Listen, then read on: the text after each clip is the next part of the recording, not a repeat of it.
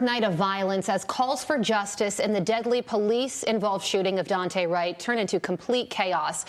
Prosecutors are expected to announce charges against Officer Kim Potter today as she and the city's police chief submit their resignations. Fox and Friends Weekend co-host and Minnesota native Pete Hegseth joins us live now. Pete, you are in Georgia, but I want your take on everything going on in Minnesota. Yeah, guys, as you mentioned, I was born and raised there. I know that area, Brooklyn Center. Well, it's a wonderful community, but it's supercharged right now with the George Floyd trial going on. This couldn't have happened at a more difficult time as the prosecution just rests. The defense is now bringing their case.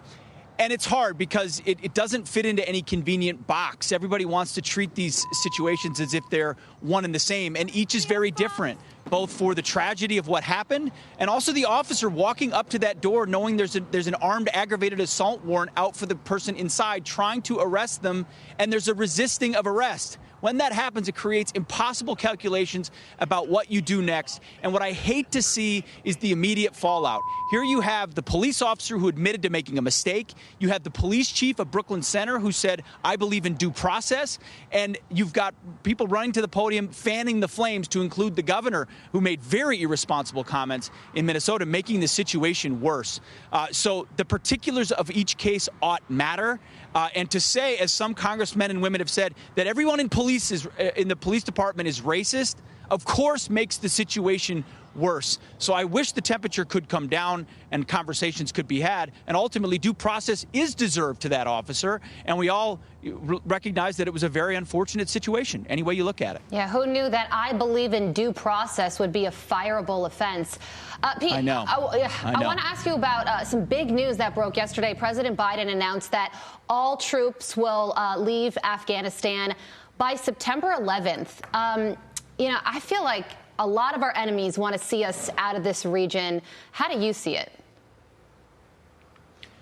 You know, it took me a long time to come to this conclusion, but ultimately, we're never going to reach the conditions on the ground in Afghanistan. I served there in 2011, 2012. I was the senior counterinsurgency instructor. My job was to understand the Taliban, Haqqani, al-Qaeda networks that existed there and how viable they were. And even 10 years ago, you saw the writing on the wall. The Afghan government, the Afghan security forces, nowhere near capable of providing the kind of security after decades and trillions of American support.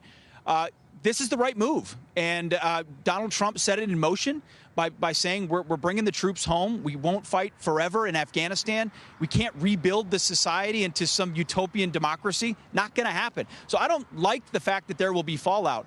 But you can't prop up a fledgling Afghan government and Afghan security forces forever. If the Taliban's going to be the top dog, that's really unfortunate. And we can continue to collaborate with the better better problem child over there. Yeah. But ultimately, I think this is a good move, and it's going to have some consequences. Pete, there's no doubt. really quickly, but you also can't stay forever. You know, that date, September 11th, is so sacred to our country. Why would he choose that date? How do you feel about that? Yeah, I don't like that. Yeah. I don't know. I mean, that's unnecessary. Yeah. It is.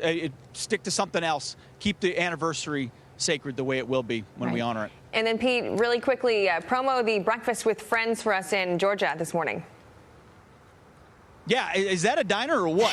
This is about as central casting like blinding me as I've ever seen one.